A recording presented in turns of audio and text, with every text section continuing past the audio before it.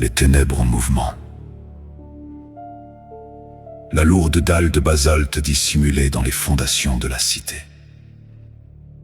pivota dans un long gémissement de pierre, libérant une haleine sépulcrale. Un silence de mort s'échappa des profondeurs, avalant instantanément les bruits lointains de la ville endormie.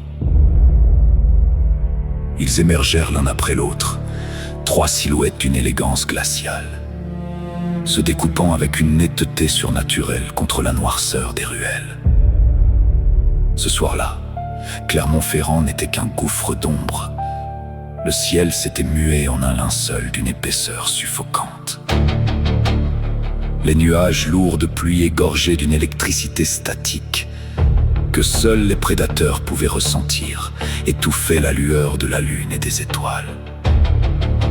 C'était une nuit aveugle, une nuit d'encre parfaite taillée sur mesure pour les seigneurs de la lave. L'aristocrate s'avança le premier, son long manteau sombre flottant imperceptiblement dans l'air immobile.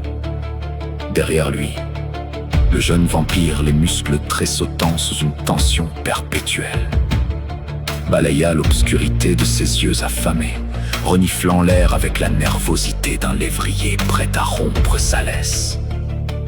Enfin, la femme victorienne ferma la marche. Le bruissement luxueux de ses jupons de soie noire sur les pavés humides résonna comme une sinistre promesse.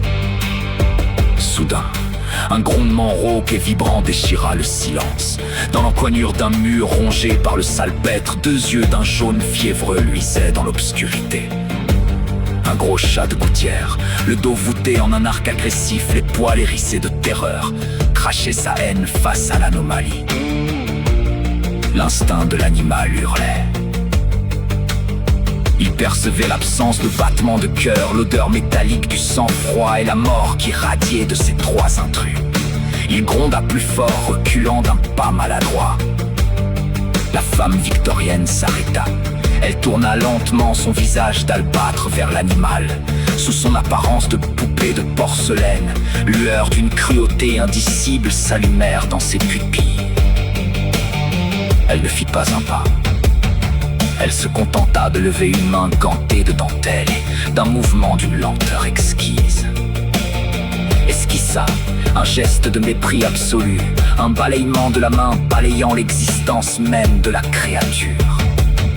La terreur brute submergea le félin. Le chat poussa un miaulement étranglé, presque humain, et détala dans les ténèbres avec l'énergie du désespoir, ses griffes dérapant pitoyablement sur les pavés. Un sourire de pure condescendance étira les lèvres carmin de la femme.